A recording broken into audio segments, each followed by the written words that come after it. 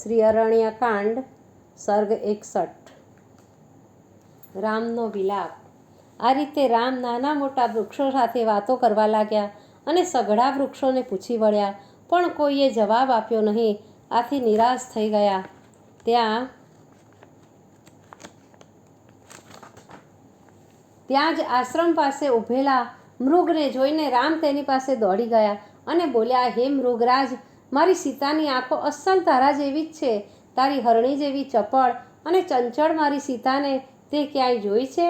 આમ કોઈ પાસેથી સીતાના સમાચાર ન મળતા આથી રામ અતિ નિરાશ થઈને મનોમન વાતો કરવા લાગ્યા, હે સીતા, હવે હું તને જોઈ ગયો છું। હવે વધારે સમય સંતાતી ન ફર, નહીંતર તારા વિયોગથી મારો આતમડો નીકળી જશે। મહેરબાની કરીને મારી પાસે આવી જા, અને જો તારા વિના મારી હાલત કેવી થઈ ગઈ છે।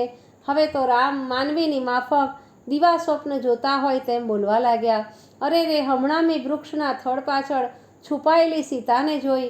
તે સીતા નથી, તે તો જીવતી જ નહીં હોય।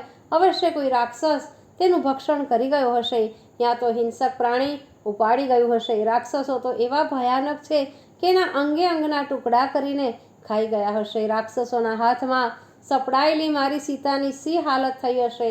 અરે રે, તે વિલાપ કરતી હશે અને રાક્ષસો તેના અંગોને બચકા ભરતા હશે।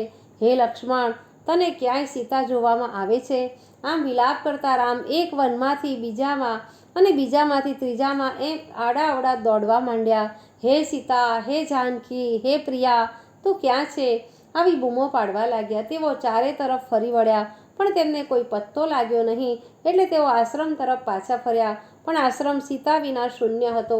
પર્ણશાળાની બહાર આવીને રામ આક્રોશ કરવા લાગ્યા, હે લક્ષ્મણ, વૈદેહી ક્યાં ગઈ? તું શું તે ક્યાંય દૂર ગઈ હશે?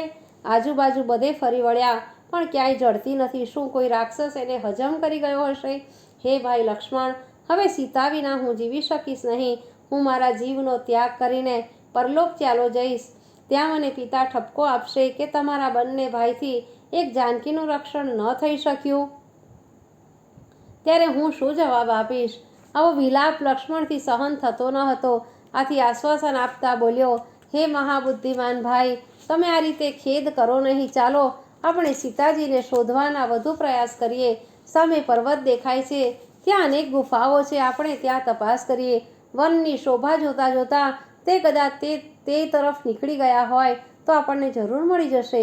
લક્ષ્મણના આમ કહેવાથી શ્રી રામ થોડા શાંત થયા અને બંને ભાઈઓ સીતાની શોધમાં ચાલી નીકળ્યા। તપાસ કરતાં કરતાં સામે દેખાતા પર્વતોની ગુફા તરફ આવ્યા અને તપાસ કરવા લાગ્યા, પણ સીતાજી ક્યાંયથી મળ્યા નહીં। સીતાના દર્શનની લાલચથી રામે ચારે તરફ બે બાકડા મનુષ્યની માફક જોયા કર્યું અને સીતાને યાદ કરી વિલાપ કરતા જ રહ્યા। લક્ષ્મણ પણ ઘણો દુઃખી થઈ ગયો। મોટા ભાઈને દુઃખી જોઈને તેનું હૃદય વલોવાઈ જતું। તેણે હિંમત આપતા કહ્યું, હે મોટા ભાઈ, શાંત થાવ। આપણે બંને ભાઈઓ સાથે મળી અવશ્ય સીતાજીને શોધી જ કાઢીશું। વિલાપ કરે કાંઈ નહીં વળે, આમાં ધીરજ રાખવાની જરૂર છે।